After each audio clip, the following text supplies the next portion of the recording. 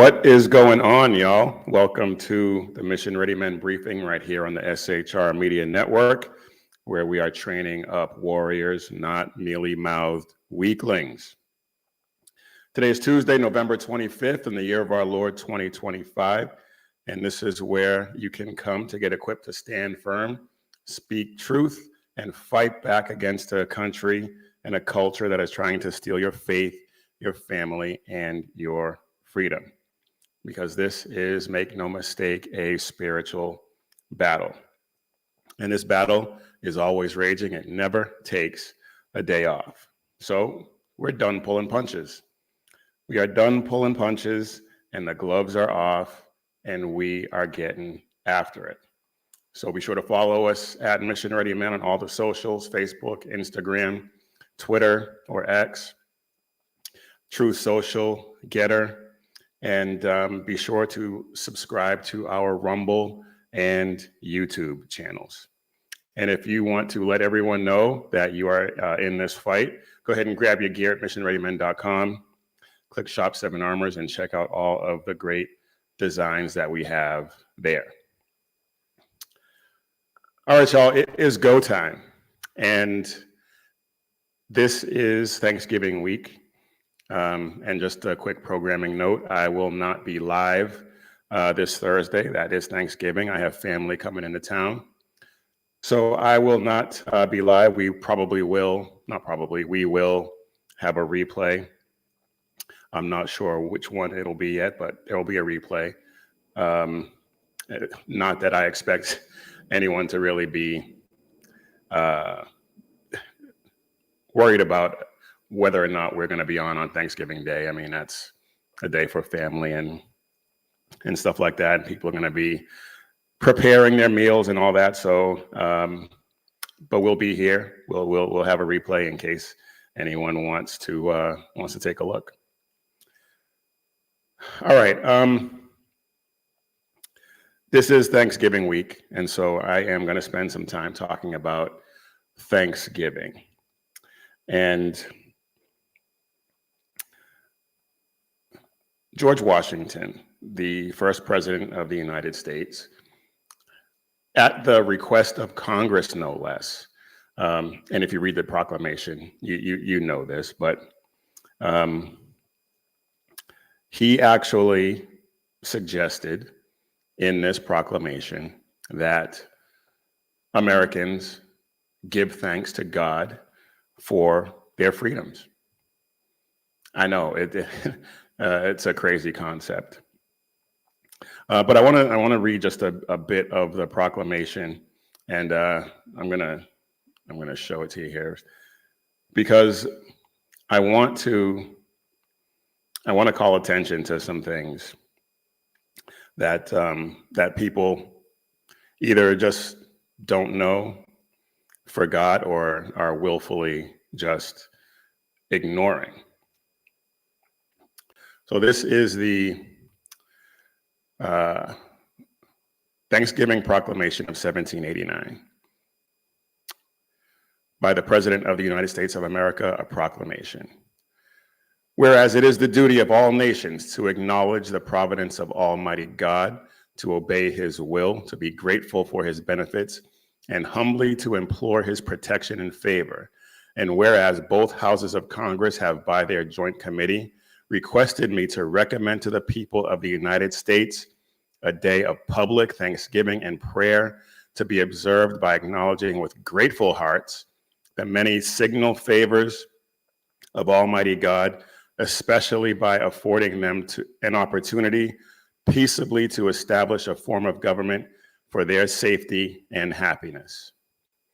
Now, therefore, I do recommend and assign Thursday, the 26th day of November, next to be devoted by the people of these United States to the service of that great and glorious being who is the beneficent author of all the good that was, is, or that will be, that we may then all unite in rendering unto him our sincere and humble thanks for his care and protection of the people of this country previous to their becoming a nation.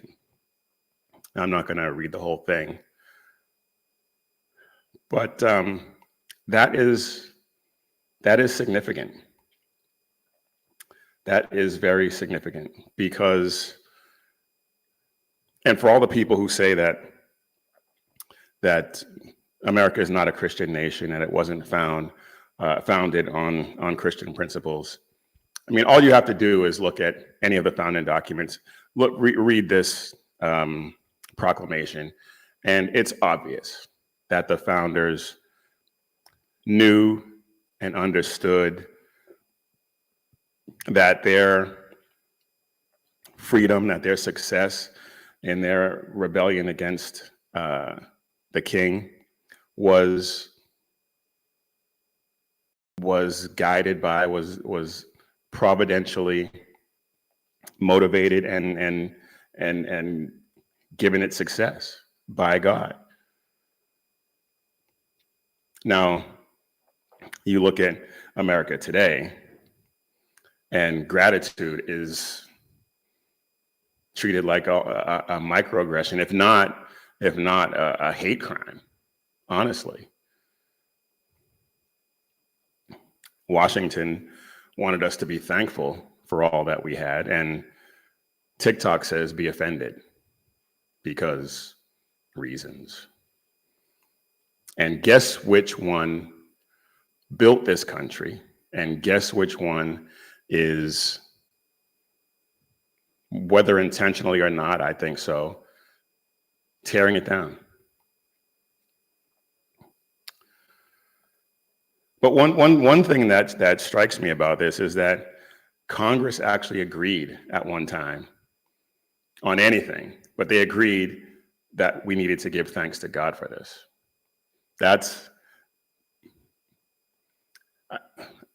It would be astonishing in this day and age. Back then, it was pretty much par for the course. But to designate a day of public prayer and gratitude to Almighty God would be unheard of today. They would take you to court if you try to do that today. But they knew that it was necessary because the country had just survived a war. They just won a war for their independence. They were dealing with the Articles of Confederation disaster that took place then, and then still managed to produce a constitution that didn't need 7,000 pages of bureaucratic legalese. It was a simpler time, and the government wasn't spying on you for having the wrong opinions. But getting back to actually Thanksgiving, George Washington in this proclamation, and I encourage you to read it for yourself. It's on mountvernon.org. He openly credited the success of this new nation to divine intervention, to Almighty God. They literally thanked God for America. And he enumerated the blessings that he bestowed on us with peace, unity, safety, civil liberty, and the Constitution. Living in this country is a blessing. Being an American is a blessing. People are killing themselves to come here. People aren't with very few exceptions, trying to leave.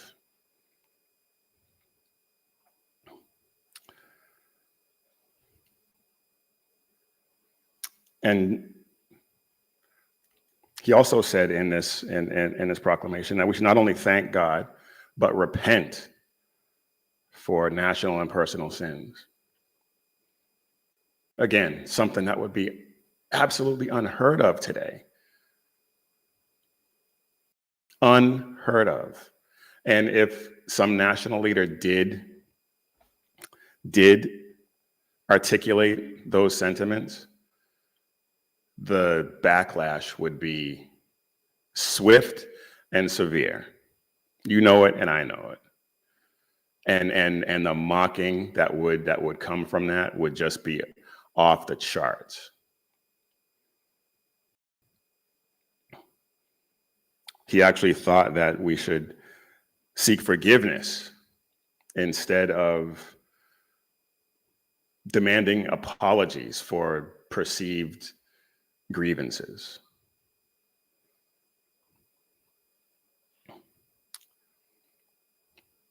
And something else that the founders understood, and don't forget that these were relatively young men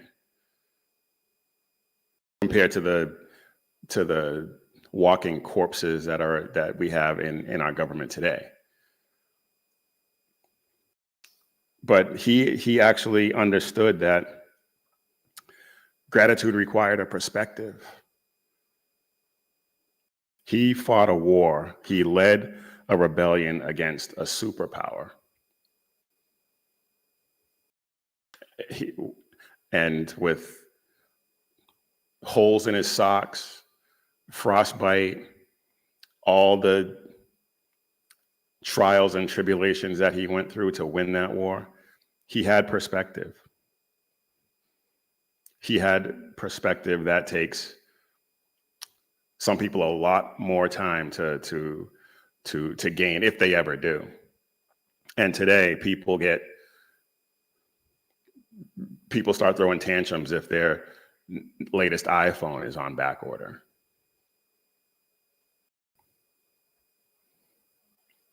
And he also didn't think that this country owed him anything.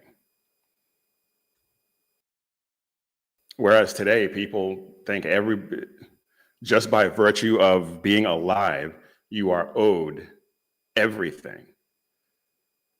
And it doesn't work that way. Today, too many people treat the government like a vending machine where you can just get whatever rights you want without any responsibilities whatsoever, without any giving back anything.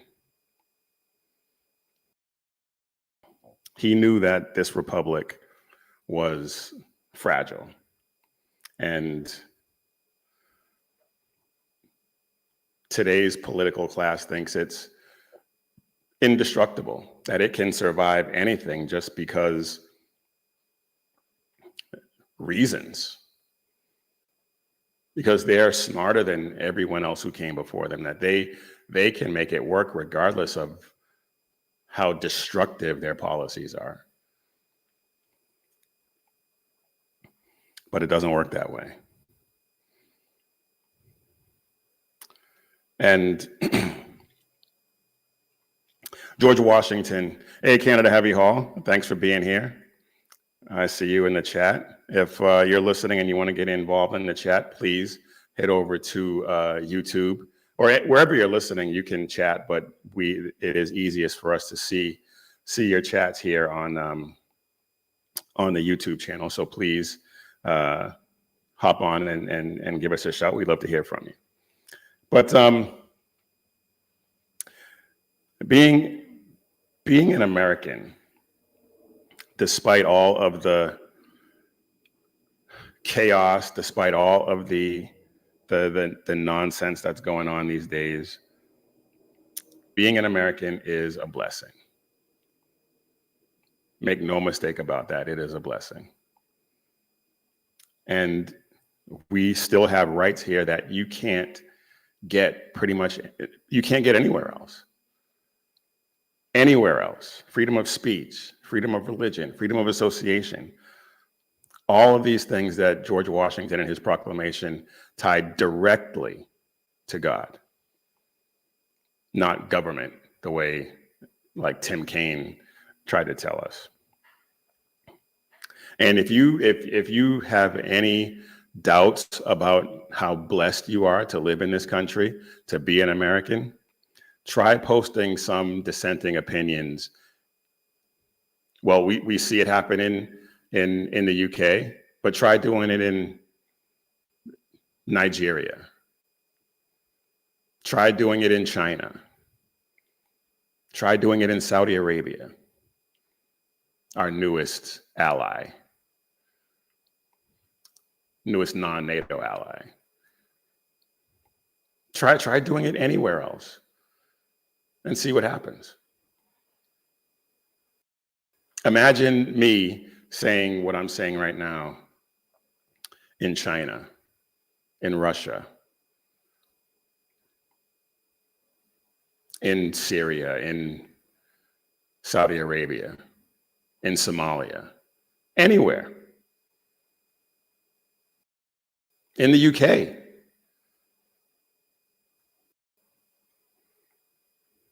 I mean, the list just goes on. And the opportunities that you have in this country, it's why everyone in those other countries fight to come here, legally and illegally.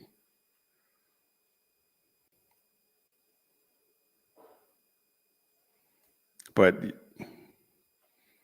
and there are some Americans who have moved to other countries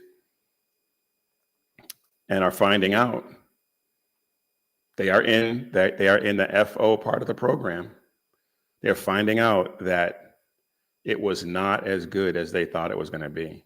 The grass was not greener.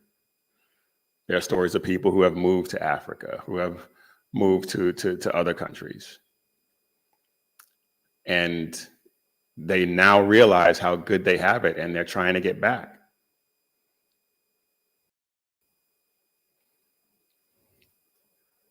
Yeah, we have inflation. Prices aren't down as much as we would like. The politics is a clown show, despite the fact that we have a Republican I support in office, and the government is somewhat controlled by Republicans who are more closely aligned to what I believe than the other side. But try, and I just talked about people who have, try living under regimes where they don't have elections, or elections are window dressing, a formality, a foregone conclusion. And corruption is the national pastime. It's you would not like it. You would have a much greater appreciation for what we have here in this country. I guarantee it. But even with everything that's going wrong, most Americans, although that number is dwindling a little bit, but most Americans still have an instinct to resist, an instinct to push back against tyranny, against oppression, real oppression, not this fake oppression that the left would have you think is going on. We still have the same DNA that George Washington appealed to in his proclamation in 1789.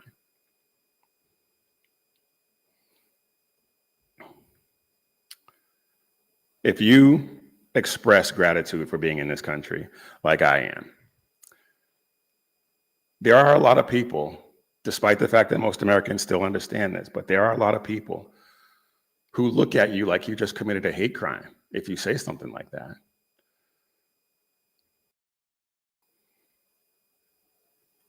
And when the gratitude dies, when people forget why they should be thankful, that's when entitlement shows up. And that's why we have a generation that thinks that the country owes them something. That's why people are upset that their SNAP benefits ran out, that they're now going to have to work instead of collecting a check from the government without doing anything to earn it.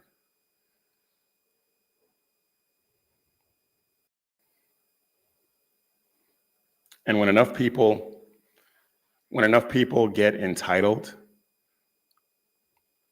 liberty will collapse under the weight of all of those demands. And then where will we be?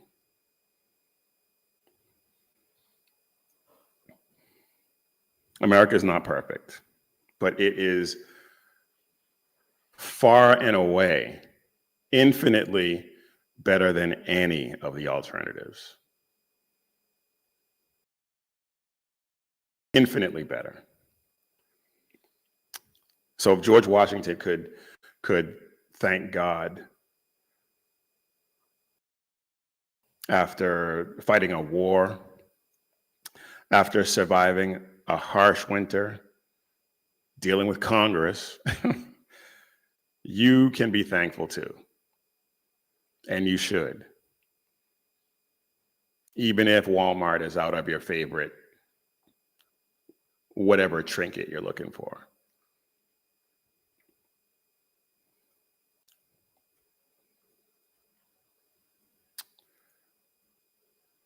Gratitude is what will keep this country strong when everything else around us seems to be devolving into chaos. We have to remember that this is still the greatest country in the history of the world, and it is a blessing to be here, and we should be thankful for it.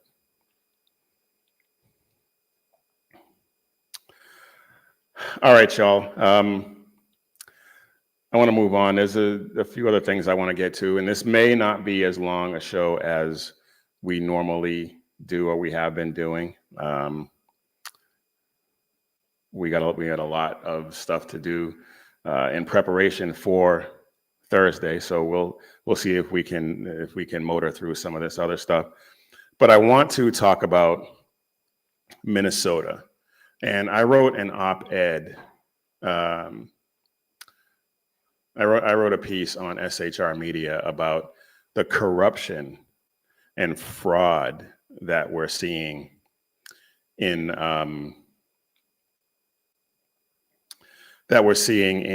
Minnesota taking place right now.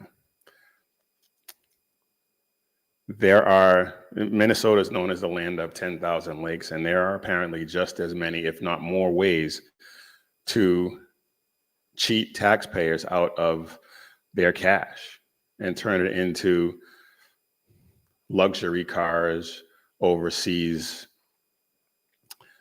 trips, and funding terror groups. The scandals are piling up.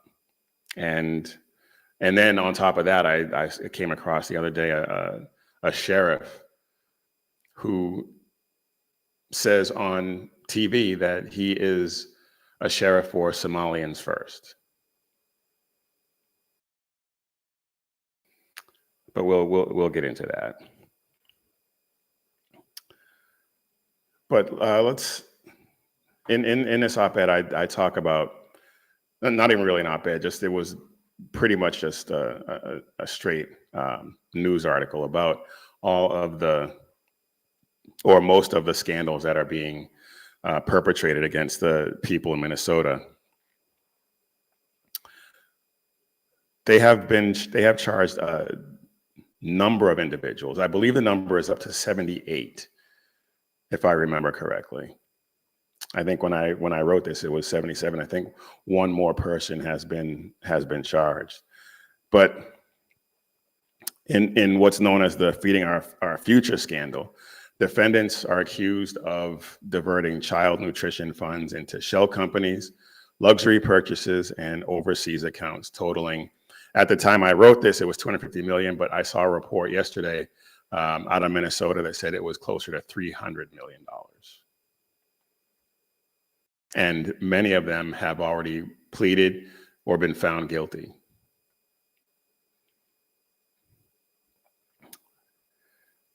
This is insane. I'm sure that there have been more fraud scandals and stuff like that. But this is the worst one I can remember. And I'm sure, like I said, I'm sure there are more. Feel free to point them out to me. But just in recent memory, though, this is crazy.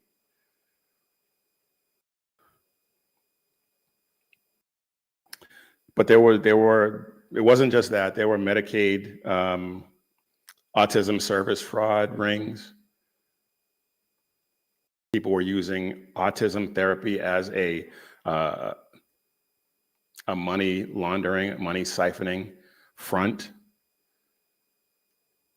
I just saw a report either last night or this morning where a couple were running a home health agency out of a mailbox to the tune of almost $8 million. And the Housing Stabilization Service had a projected annual cost of $2.6 million. And this was back in 2020 when it kicked off. In 6 months, in the first 6 months of 2025, it was $61 million.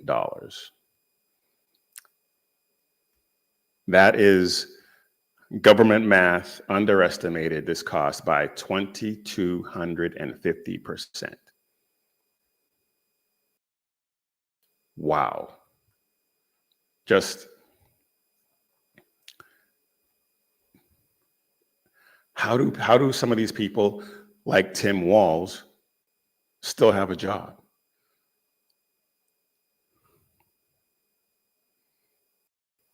And there are claims that fraud money is making its way to Al-Shabaab, the Al-Qaeda linked terror group, through Hawala networks, which is the way they transfer money. And according to reporting by the City Journal, law enforcement officials have confirmed that significant funds have in fact been sent to Al-Shabaab, whether intentionally or they're just getting their beaks wet, taking their cut. They don't know yet, but these officials say with near certainty that Al-Shabaab has benefited greatly from these fraudulent funds, from this theft.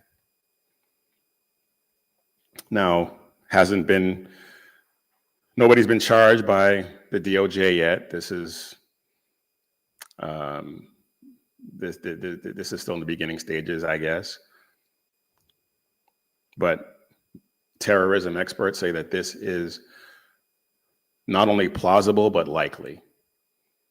And like I said, the local investigators have basically confirmed that this is happening. There's a ton of smoke, but nobody wants to admit that there's a fire because that fire is politically inconvenient.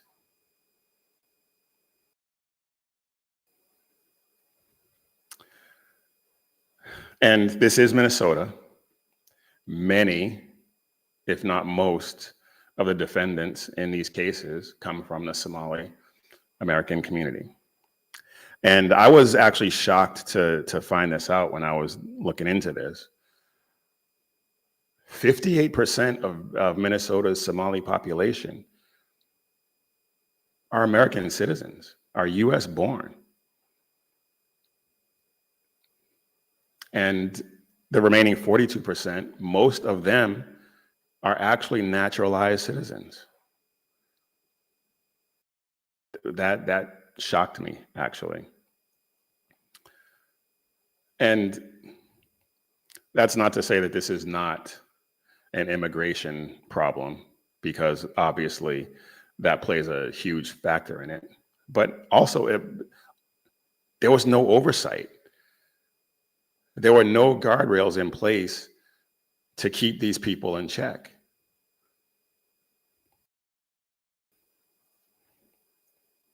And by these people, I mean the perpetrators of these crimes.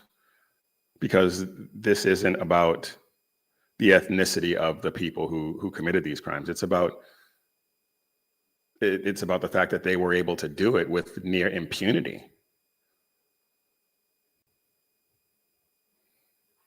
Minnesota basically wrote in giant marker on these welfare programs, please steal from us. Neon signs flashing. It's right here, come get it.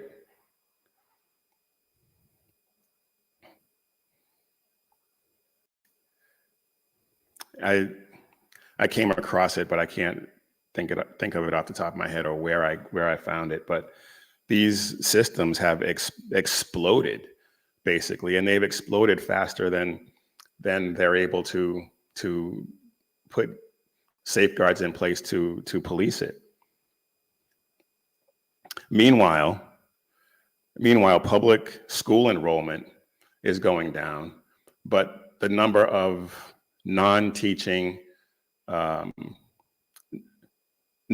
positions in school systems has gone up. Why? If students aren't enrolling in the school, what do you need all these extra people for? Well, we know why. We know why. They're paying off their union buddies. If this is happening in Minnesota like this, it's happening everywhere. And the only reason it's really come out in Minnesota is because President Trump, he canceled the temporary protected status for Somalians who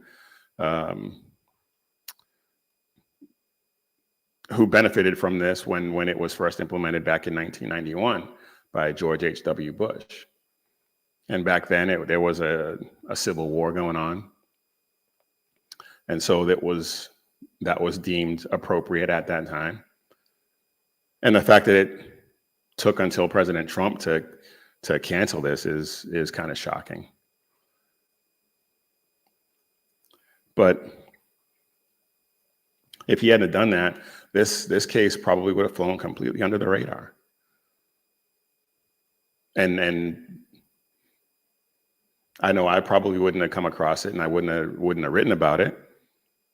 But here we are.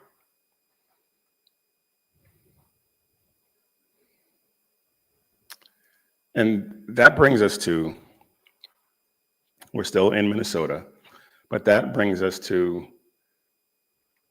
the cherry on top of Minnesota's dysfunction Sunday.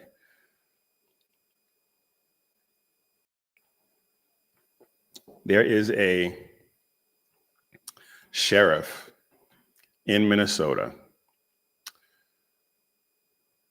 and I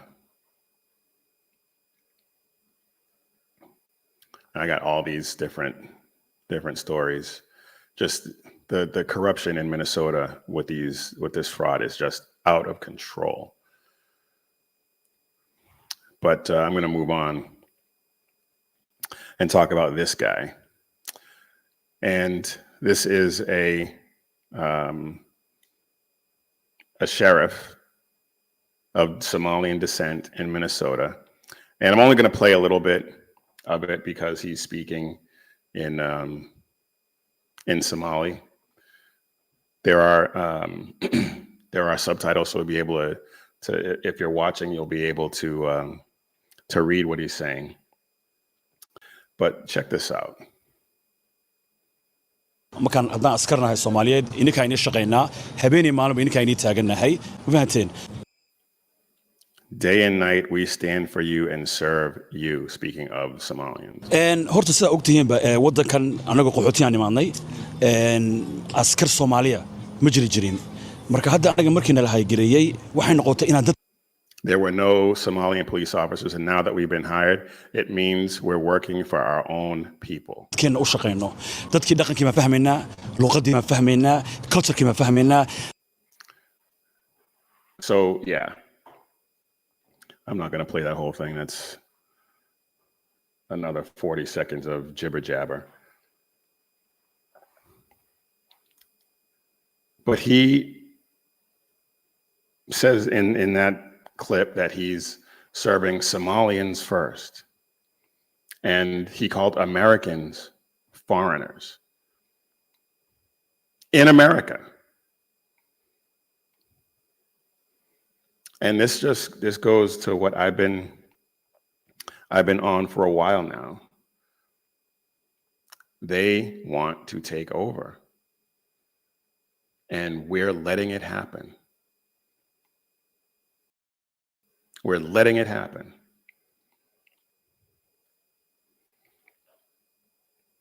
When you got these massive law enforcement fraud investigations because of weak oversight and possible terror ties, and then a law enforcement officer appears to he appears on national, well, not national, this was local Somalia TV, sounding like he's running for office in Mogadishu. If you're not connecting these dots, I don't know how else I can help you.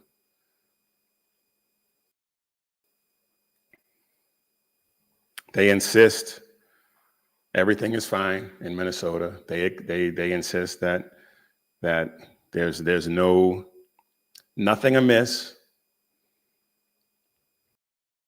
but the evidence is clear. The evidence is clear. And I know these two stories maybe don't quite seem to go together, but they do, because when Americans see taxpayer money going overseas to fund groups that want to kill us, and the programs that are meant to help Americans are hemorrhaging money at an alarming rate, and there is no oversight, and then a sheriff who says that we don't care about the foreigners in their own country.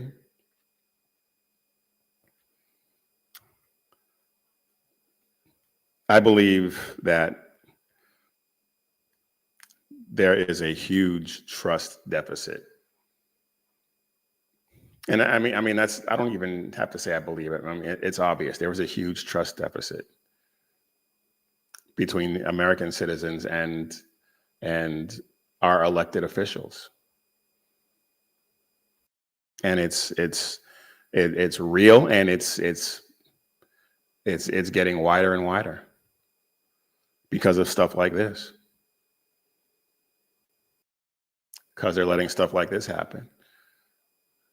Because the mayor of Minneapolis was adopted into a Somali tribe, given a Somali name, and is basically cosplaying as a Somalian in order to get that huge voting block.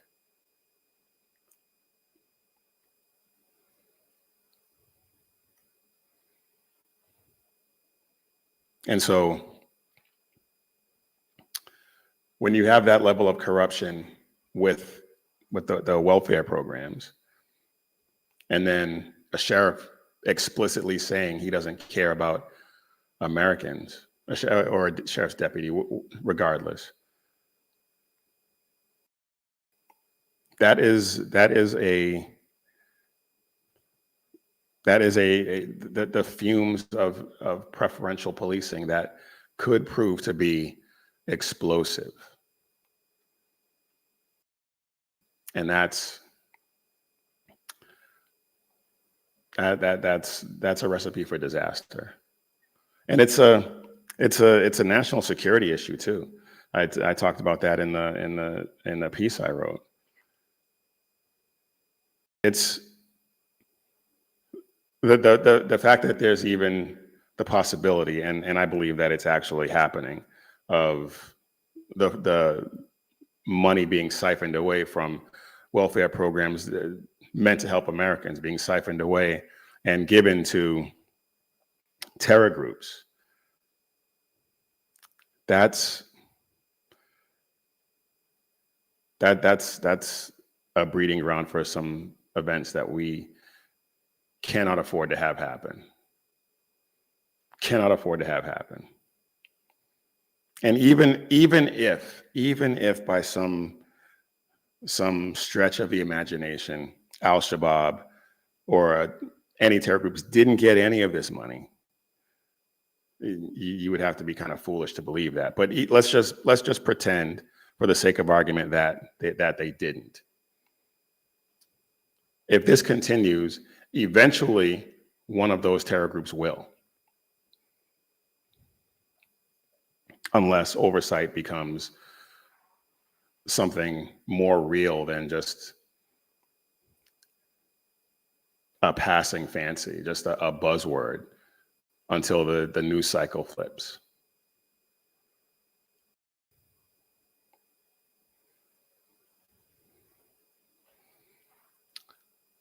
All right, let's move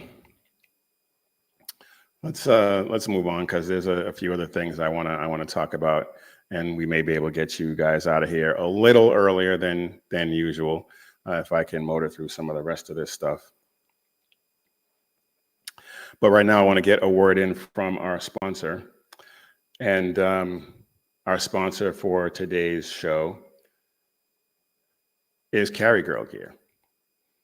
And right now, there is a Black Friday sale going on where you can get up to 50% off before the holiday rush.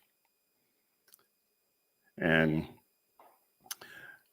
you got all kinds of great stuff. You got the Carry Girl wallet, and you got the Anatomy of a Revolution, which is a mug, which is what I am drinking my coffee out of this morning. Awesome cup. And then just all kinds of great designs. The Tea Club, which had been exclusive, some of these designs were only for Tea Club members, are now public. And so check out these designs. I Will Not Comply. Blessed. Just all of these great designs that you really want to take a look at. And not just t-shirts, not just sweatshirts. Concealed carry leggings, concealed carry canvas bag, just all kinds of great stuff. And this Pretty On Point tumbler is pretty awesome too. And the Grace Collection has some really great stuff in it too. Excuse me. A Girl Read Your Bible hoodie, Jesus is King trucker hat. These are some great holiday gifts. And speaking of, this drinkware is awesome too. The Bulletproof Mom glass, pint or wine glass. The Trump 47 whiskey glass, which I have. The Patriotic decanter, which is new. I hadn't seen that before. I hadn't noticed it before. That looks pretty awesome. Just all kinds of great stuff that is going to be perfect for gifts for the holidays. So check it out. And you can also go over to missionreadymen.com and check out those designs over there as well. I guarantee you will not be disappointed. So check it out. Visit carrygirl.com and get yourself all set up for Christmas. All right, y'all. I am Biggie, and you are watching or listening to a Mission Ready Men briefing right here on the SHR Media Network, where you can catch my good friend Sackhead Sean with The Edge of Liberty every Monday and Wednesday at 11 p.m. Eastern, 8 p.m. Pacific. Although he is off this week, he is visiting family, so he will not be on this week, but be sure to tune back in next week where he will be there. The Reaver of Common Sense with Jersey Joe every Monday and Friday at 9 p.m. Eastern and 6 p.m. Pacific. And BZ with the Berserk Bobcat Saloon every Tuesday and Thursday at 11 p.m. Eastern and 8 p.m. Pacific. So be sure to like and subscribe and share all of those great shows, and pray that we have a breakthrough for the rest of this year. The last time I looked, we were at 677. So please share these programs, help us get the word out. We're trying to get to 700 by the end of the year. So if you could help us do that, that would be amazing. All right, now back to our regularly scheduled programming. And I welcome you to the Upside Down. This is a country where you can torch an American flag and get a pat on the back. I completely disagree with that. I know a lot of people, and I think even some of my friends here at SHR don't agree, but I think it should be, I think it should be a crime, but that's a discussion for another time. But you can torch an American flag and nothing will happen. But if you eat bacon within eyesight of university-approved Muslim prayers, then suddenly you are a hate crime supervillain. On the University of South Florida, I believe, USF, 3 men went up to a rooftop, a garage rooftop, where they were, where some Muslims were praying with their morning prayers. And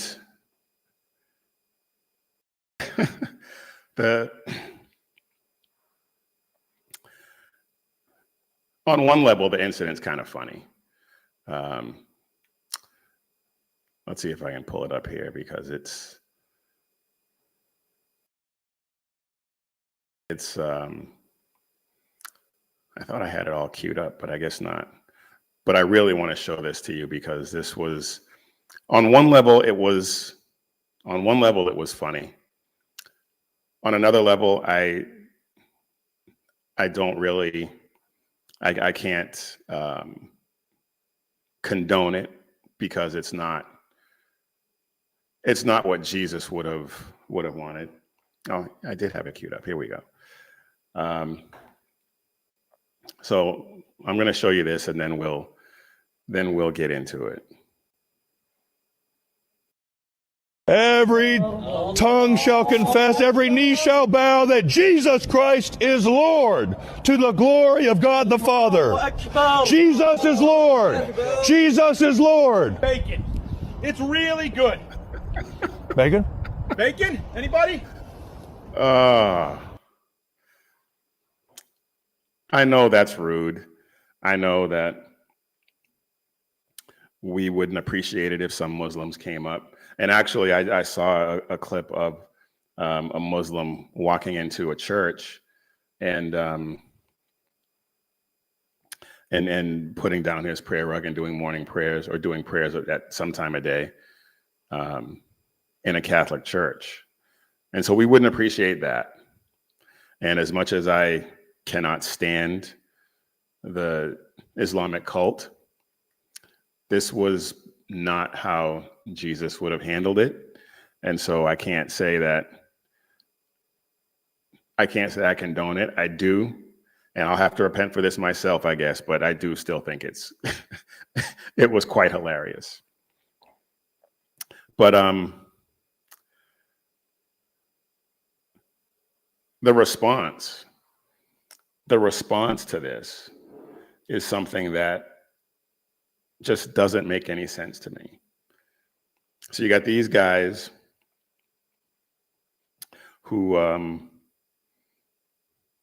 show up and say Jesus is Lord, which is true, and start eating bacon in front of these Muslims and tell them how good it is, which is also true. Yeah, it was obnoxious. Yeah, it wasn't something that Jesus would approve of. But the campus police at USF said that it was disturbing a religious assembly with a hate crime enhancement. And now what should have been a slap on the wrist if even worthy of an arrest, honestly. But misdemeanor at best. A summons. I wouldn't even have arrested them. But now, because of the disturbing religious assembly and a hate crime enhancement, it is now a 3rd-degree felony. These guys, if they're convicted, will not be able to exercise their Second Amendment rights as a result of this.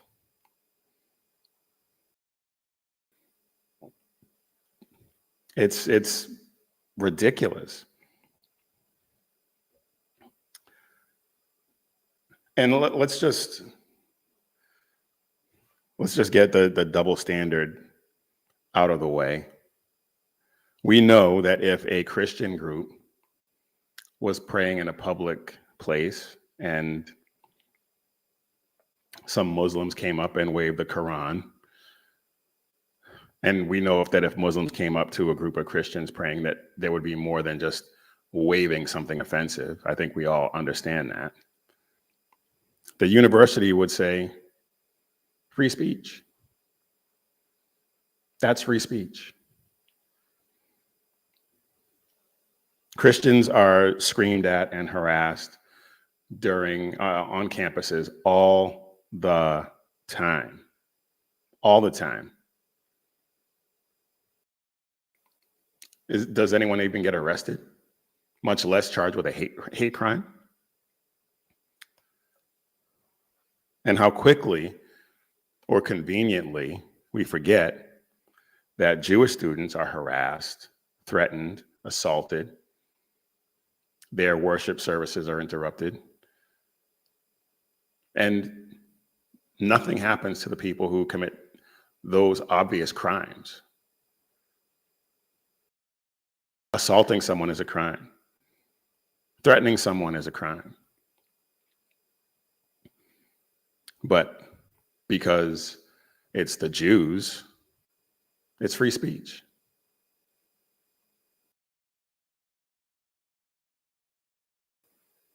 Pastors have been heckled and mocked and even chased. And that somehow is dialogue. But interrupt a Muslim prayer, and all of a sudden every administrator morphs into, I don't know, the Grand Maester of campus compliance or something. It's insane. But I want to get this response, because this is just pathetic. Absolutely pathetic.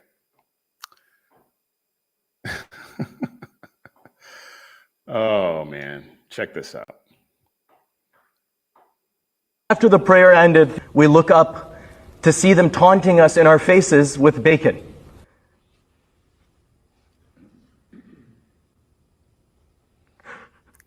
He's crying. He's crying. I had to relive the whole thing again. After the prayer ended. Are you kidding me?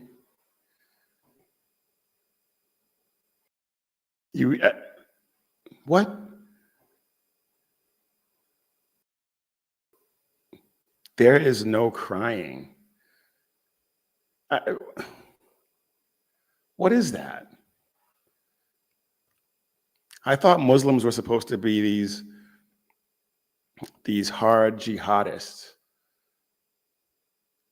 And this dude is crying because somebody ate bacon in front of him? Really? That's pathetic. That is a pathetic display. And I don't know if it was fake. It looks like it might have been fake. I don't know, but wow. Just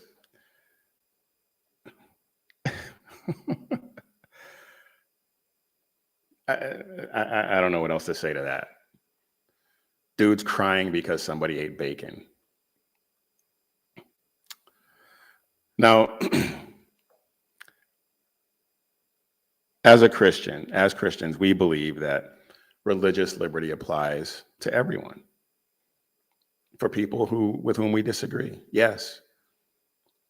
Muslims are free in this country, unfortunately, but they are, to worship and practice their religion.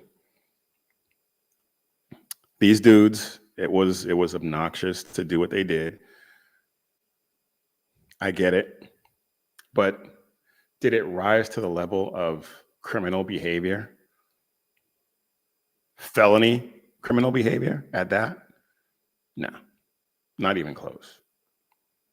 But that's how you turn religious liberty into one-directional privilege. Because it would not surprise me in the least if this guy or people that he knows were involved in harassing Christians and Jews during their time of worship, or just in general. Now, I'm not accusing him, I don't know, but I mean, there's a strong likelihood that if he wasn't, he knows somebody who was.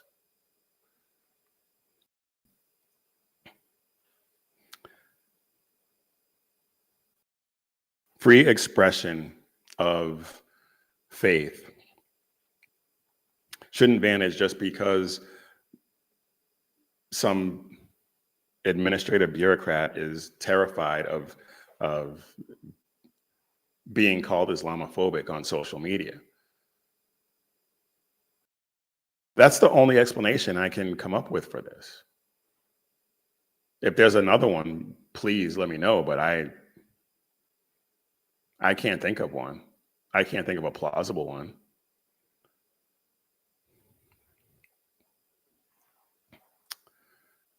These universities, they love, just like, I mean, they're run by leftists. They love power. They love power, and they pick winners and losers based on political ideology. Islam on campus is a protected class with administrative guardians. And Christianity on campus, we support your right to silently exist, but we prefer you do it off campus. We prefer you do it off site. If you pray facing Mecca on top of a parking garage, you get security. If you pray to Jesus Christ in the quad, well, you get a policy violation.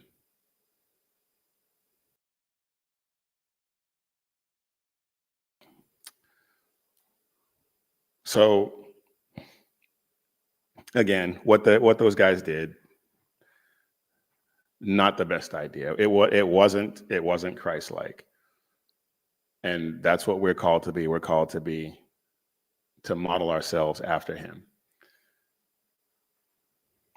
But we also understand that this is selective justice. And I'm against the whole hate crime thing anyway. A crime is a crime. And labeling something a hate crime doesn't make it more illegal. If you assault somebody because they're Muslim, because they're Christian, because they're homosexual, whatever the case may be, whatever immutable or even not immutable characteristic you think they have, the motivation behind it is irrelevant. The fact that you assaulted them is the crime. So if somebody assaults a Muslim and they get a hate crime charge and they go to jail for whatever, 10 years. But if a Muslim attacks a Christian because they're Christian and there's no hate crime enhancement, oh, they probably get a few years probation for the exact same thing. So I cannot deal with the hate crime thing. I think that's ridiculous. But we don't want to have a society where prayer can only happen if officials, the authorities, university or otherwise, approve of the optics. We're seeing it now in the UK, where people have been arrested for praying silently to themselves in front of an abortion clinic or a mosque or whatever. There's been a number of those instances, and those people have been arrested.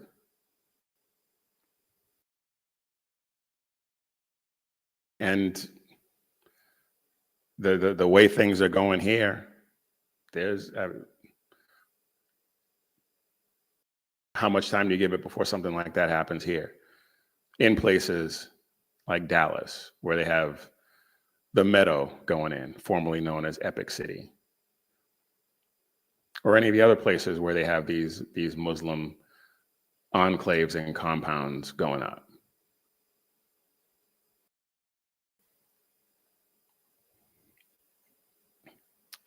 So we need to we need to respect on a certain level other people's worship. I do not respect Islam in any way. But as an American who respects the Constitution, I respect a Muslim's right to engage in their worship the way they see fit. I will tell them that I believe they're wrong. I will tell them that I think that their religion is in fact a cult started by a pedophile. And I could go on, but I'll just leave that there. You get the idea. But we also have to demand that free speech be consistent across the board. If you're going to allow one group to engage in their practices unmolested and punish anyone who does interfere, then you have to do it the other way around.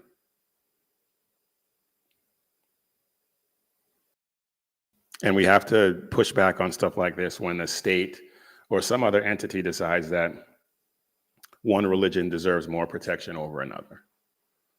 Because that's what we're seeing. And that's what's allowing this explosion of mosques all over the country.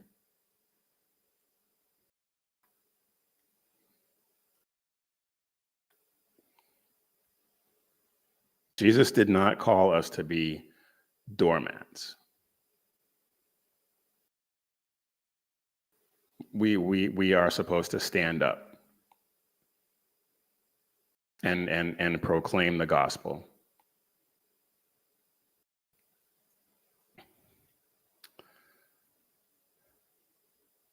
This is not about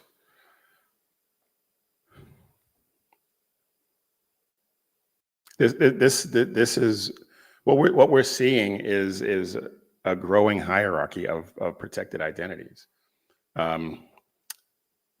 Somebody that I follow, I can't remember his name off the top of my head, calls it the infinity stones of wokeness. And the more infinity stones you have, the more protected you are. And right now, Islam seems to be the main stone.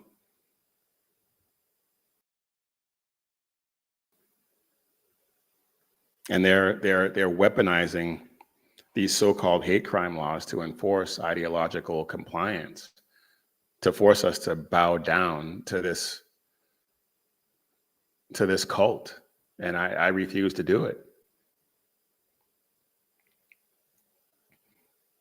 They're trying to regulate speech around certain groups while ignoring the harassment perpetrated against others, especially Christians and Jews. Today it's bacon. Tomorrow, it's felony possession of an unapproved opinion.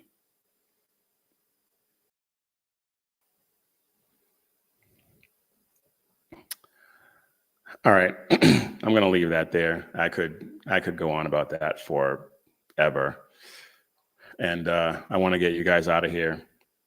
There's a lot, there's a lot of nonsense going on right now, but I want to get to this. This was funny, and I don't know if you have heard of this person, but there is a woman running for a congressional seat in Tennessee by the name of Afton Ben or Afton Bain. And she's in Nashville, okay, and running for a congressional seat that represents Nashville. And take a listen to what she said about Nashville.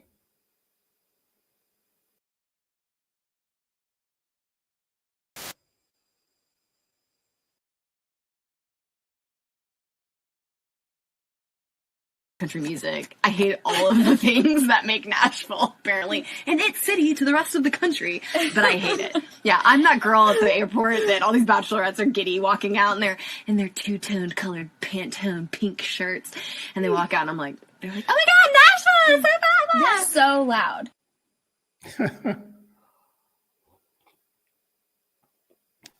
So she hates Nashville. She hates country music. And she's running for the congressional seat that represents Nashville. That seems like a political blunder of epic proportions to me. And why do they always look so nuts? That's crazy. She looks insane right there. But this woman, she also at one point, she's since deleted these tweets, and I came across a video yesterday where she was confronted about it and she refused to answer. But this is one of her tweets that she since deleted. Good morning, especially to the 54% of Americans that believe burning down a police station is justified. And there are a few other tweets of a similar tone that she deleted and she refuses to acknowledge. She called for defunding the police, but she tried to walk back her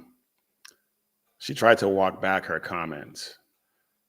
And let's see if yeah, that's right here. So,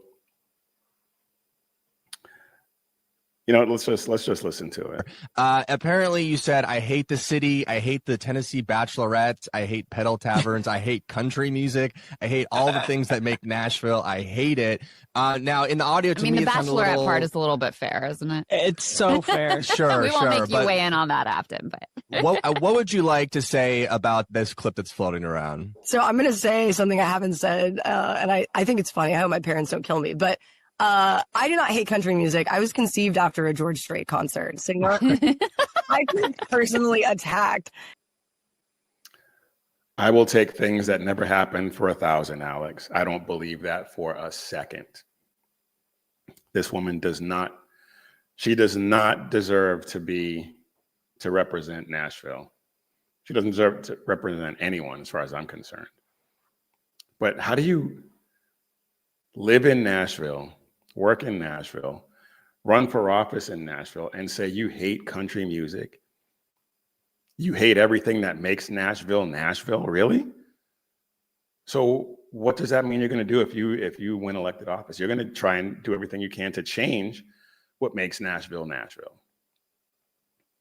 And if people vote for that, well, you get what you deserve. But I suspect that she will lose in Nashville.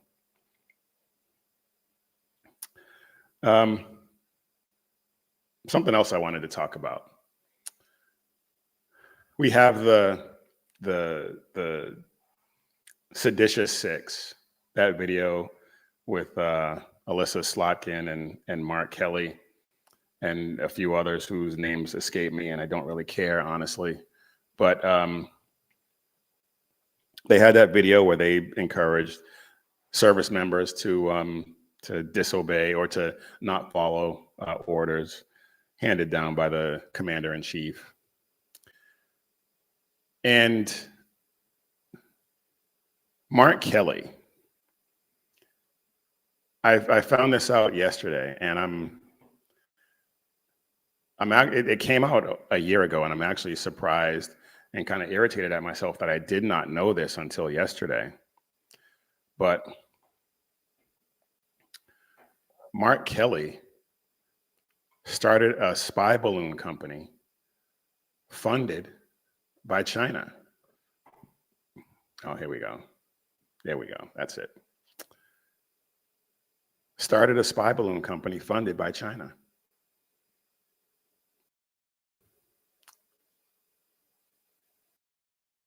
He is, and this story came out during the campaign. He was on the list of potential candidates for Harris's running mate.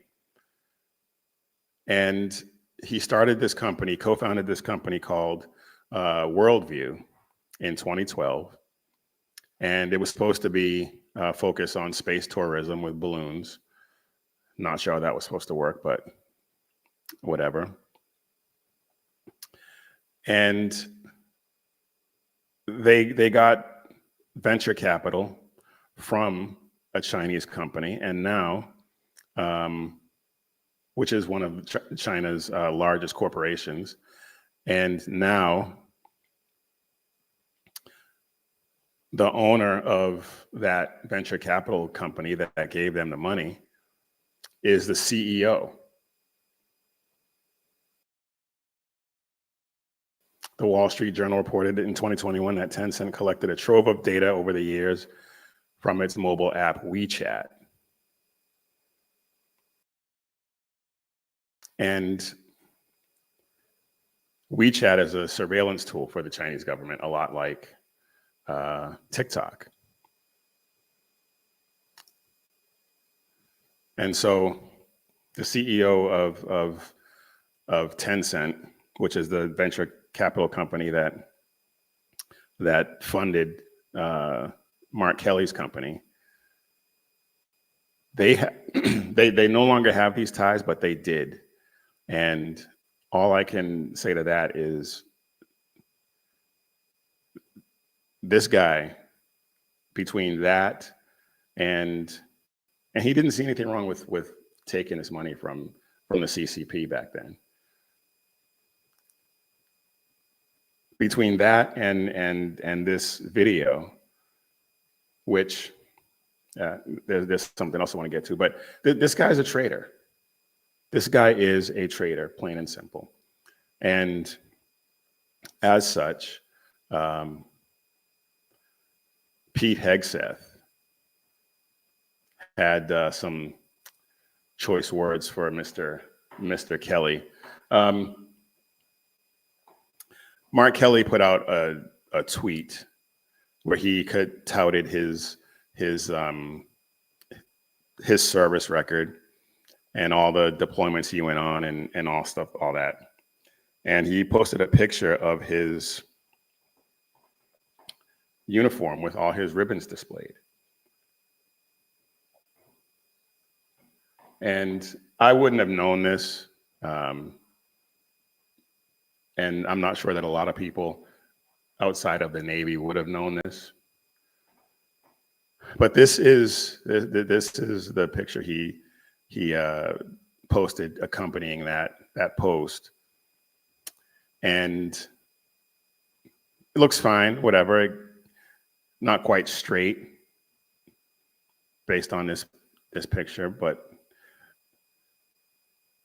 Pete Hegseth, Secretary of War, after this Kelly's diatribe, says, "So Captain Kelly, not only did your sedition video intentionally undercut good order and discipline, but you can't even display your uniform correctly. Your medals are out of order and rows reversed. When, if you are recalled to active duty, it'll start with a uniform inspection." Oh, that is awesome. I love it. And I believe he has been called to active duty. That was reporting I heard. I haven't delved into it too much to know for sure, but I believe he has been called to active duty to answer for his seditious video. And so we'll stay tuned for that. I can't wait to see how that plays out. I'm not going to get into the James Comey, Letitia James case being dismissed. That reporting is everywhere, and it looks like James Comey is going to get away because even though they can refile, the statute of limitations has run out. So it looks like he's gonna skate. Letitia James, we'll see. We'll see if they want to refile there. The optics may make it problematic. I don't know. We'll see. But I want to get to this one last thing before we go. And this is something something that we've talked about in the past when it happened. And we did a follow-up on it once the charges ended up getting dropped for stupid reasons. But Savannah Craven, who is a pro-life activist, she was doing man on the street interviews in New York when she got punched by the woman that she was interviewing. And we talked about that when it happened. And then we talked about how Alvin Bragg and his office dropped the ball, they say unintentionally, but I don't buy that for a second, to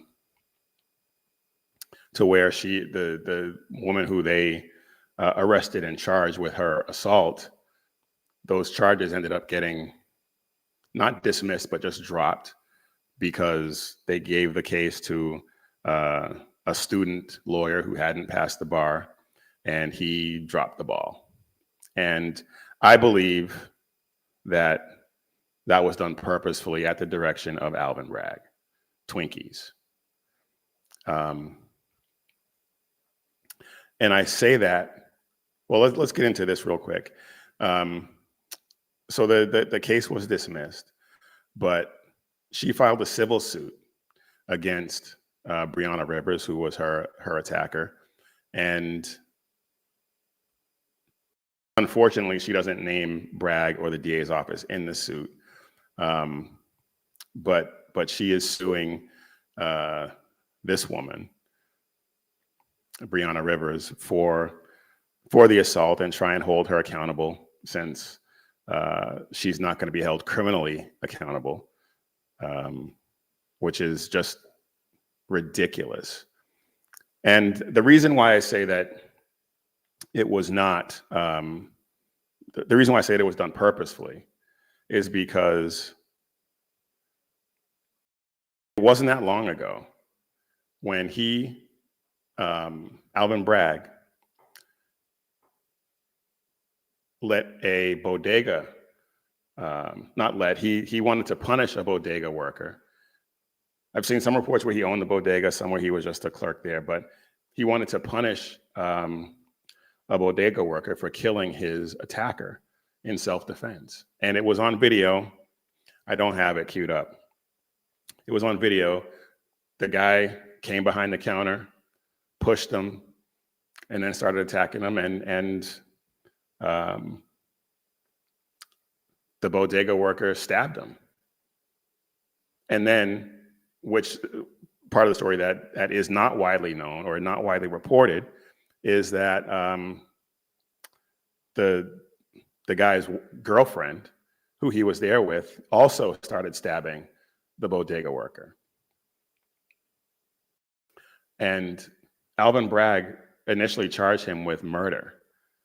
And it wasn't until the story got national attention and there was a huge outcry that he let him go.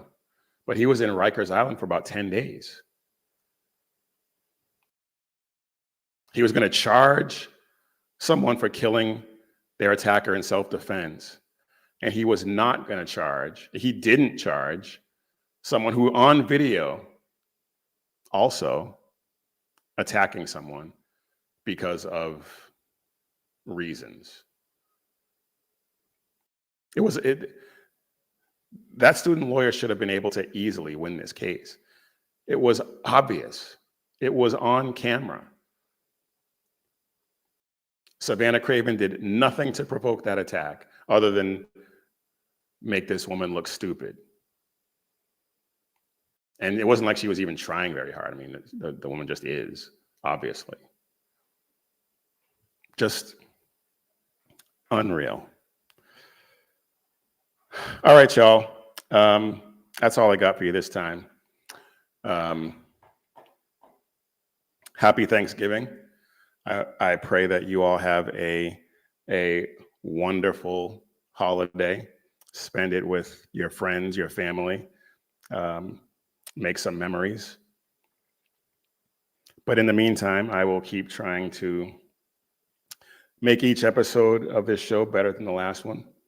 And if anything that I said hit home for you, please take a second to like and subscribe and share this video with everyone that you know.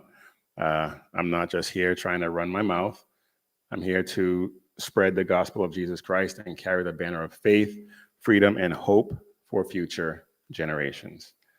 And if you want some cool gear, head over to missionreadymen.com, click Shop 7 Armors, and check out all the great designs we have over there about bold faith, true grit, and unapologetic patriotism. And head over to carrygirl.com too and check out all of those great designs as well. And again, I want to wish all of you a happy Thanksgiving. I will not be here on Thursday. I will see you all again next Tuesday. So that's all we got. As always, when seconds count, the police are only minutes away, but the Lord is right there with you. So keep your prayers going up and your head on a swivel. God bless.